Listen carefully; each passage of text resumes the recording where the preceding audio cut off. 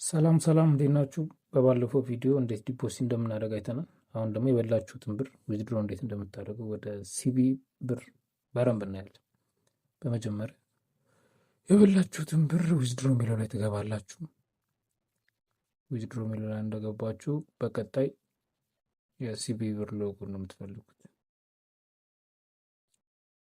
ሲቢ ብር ባንክ ፋስት የሚለው ላይ ዊዝድሮ የምታደርጉትን ብር መጠን ነው የምትፈልጉት። እኔ ዛሬ 10,000 ብር ነው ዊዝድሮ ማድረጉ። ከዛ የባንክ አካውንታችሁ